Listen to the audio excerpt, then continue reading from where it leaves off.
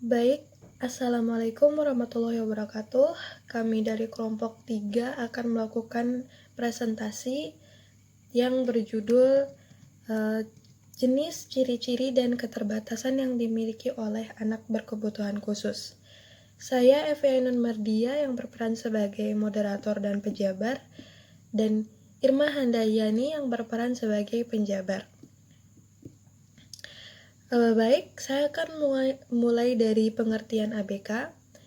ABK atau anak berkebutuhan khusus adalah anak yang mengalami keterbatasan mental atau keluarbiasaan baik fisik, mental, intelektual, sosial maupun emosional yang berpengaruh secara signifikan dalam proses pertumbuhan atau perkembangan dibanding anak seusia lainnya. Baik, selanjutnya adalah jenis-jenis anak ABK, yaitu yang pertama adalah tunanetra. Tunanetra adalah anak yang mengalami gangguan daya penglihatannya berupa kebutuhan menyeluruh atau sebagian, dan walaupun telah diberi pertolongan dengan alat bantu, masih tetap memerlukan pelayanan pendidikan. Dan ada tunalaras. Tunalaras adalah anak yang mengalami kesulitan dalam penyesuaian diri dan bertingkah laku tidak sesuai dengan norma-norma yang berlaku dalam lingkungan, kelompok, usia maupun masyarakat, maupun pada umumnya, sehingga merugikan dirinya dan orang lain. Lalu ada tunadaksa. Tunadaksa adalah anak yang mengalami kelainan atau cacat yang menetap pada alat gerak, seperti tulang, sendi, dan otot. Sedemikian rupa sehingga memerlukan pelayanan pendidikan khusus. Seperti gurunya datang ke rumah, mungkin seperti itu. Lalu kemudian ada tunagrahita atau Down syndrome. Tunagrahita adalah anak yang secara nyata mengalami hambatan dan keterbelakangan perkembangan mental jauh di bawah rata-rata, atau IQ-nya itu di bawah 70, sehingga mengalami kesulitan dalam tugas-tugas akademik, komunikasi, maupun bersosialisasi.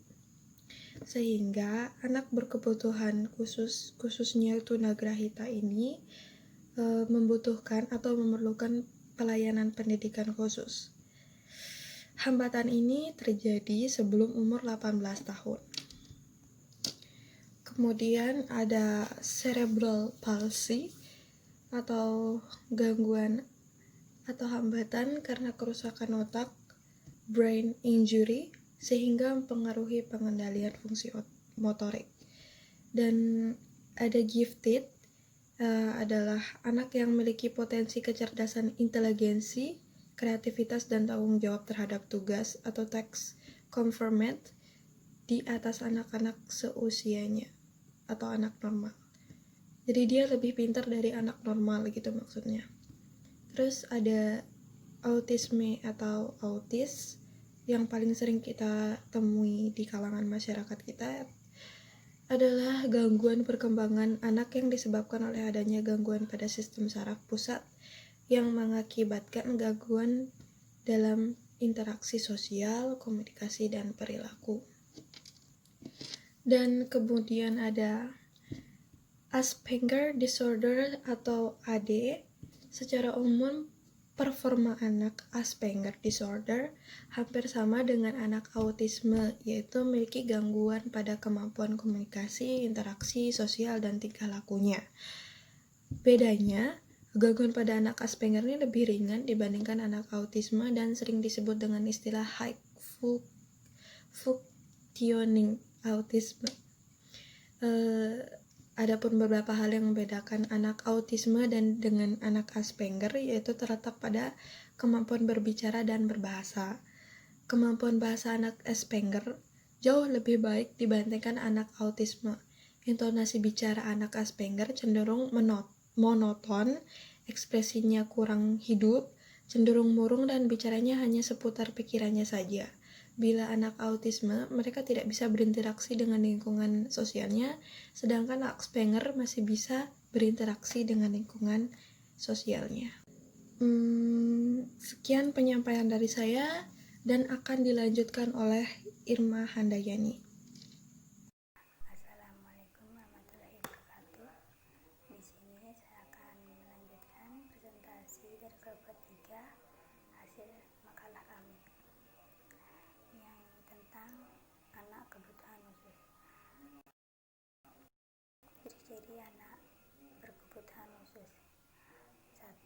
Sulit komunikasi, di mana mereka seringkali memiliki hambatan berbicara dan sulit bicara meskipun usianya sudah dewasa. 2.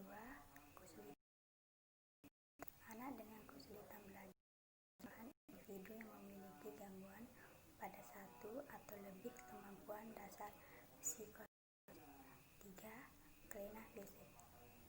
Kelainan fisik bisa cacat fisik atau juga sakit dalam bentuk komplikasi. 4. Bersikap membangkang. 5. Emosional. Jika dilihat secara mereka seringkali terperosok dalam kondisi kesepian. 6. Sulit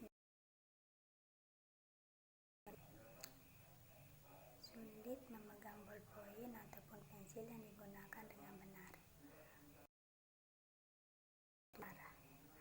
Anak berkebutuhan khusus sulit mencerna logika sendiri. Terkadang orientasi seperti disorientasi ataupun arah. 8. Bersikap kebiasaan. Misalnya setelah makan mandi atau dibalik setelah makan ia harus berolahraga, maka menjadi jika rutinitas tersebut berubah atau terganggu. Senang meniru. Semua anak memang senang meniru. Anak ABK yang bila senang meniru dapat hafal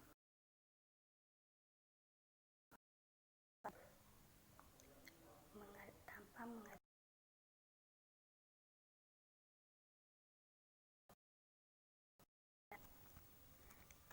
10.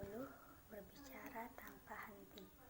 Beberapa anak ABK senang mengoceh tanpa arti berulang-ulang. 11. Bertindak takut. Ketika anak berkebutuhan khusus merasa cemas, maka ia akan melakukan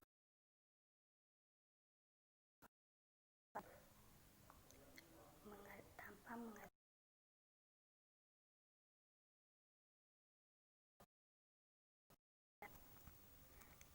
10. Berbicara tanpa henti. Beberapa anak ABK senang mengoceh tanpa arti berulang-ulang. 11. Bertindak takut. Ketika anak berkebutuhan khusus merasa cemas, maka ia akan melakukan perbuatan-perbuatan aneh. 12. Iri pada orang lain, terutama jika hal tersebut adalah hal yang ia sukai, maka Anda sebagai akan dikejar olehnya tanpa ampun. 13.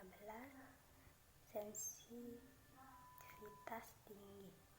ABK bisa menjadi sangat sensitif atau tidak sensitif terhadap hal-hal yang merangsang seperti sentuhan, cahaya, atau suara.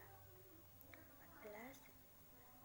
Triggered tanpa alasan. Mereka sulit mengendalikan emosi sehingga mengeluarkan begitu saja ekspresinya. 15. Introvert. Anak berkebutuhan khusus memang tidak bisa rumit, namun mereka bisa berprasangka. 16. Melukai diri sendiri. Kenapa anak-anak berkebutuhan khusus harus ditemani? Karena mereka tidak mengerti mana bahaya atau tidak bahaya. Keterbatasan yang dimiliki anak berkebutuhan khusus.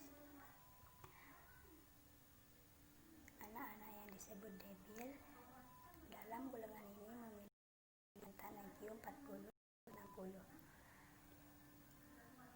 Terus anak-anak dengan sebutan ambisil, IQ anak-anak ambisil di bawah 40. Mereka lebih berat lagi di bawah debil, baik kemampuan sosial maupun mengurus diri sendiri. Selanjutnya, keterbatasan inteligensi yang disebut idiot. Dalam kategori ini, anak sudah tidak bisa lagi mampu ikut serta belajar mengajar. Sekian dari presentasi kami. Mohon maaf kalau ada kurang. Wassalamualaikum. Baiklah, sekian dari kelompok kami. Mohon maaf atas kekurangannya. Wabillahi taufik wal hidayah. Assalamualaikum warahmatullahi wabarakatuh.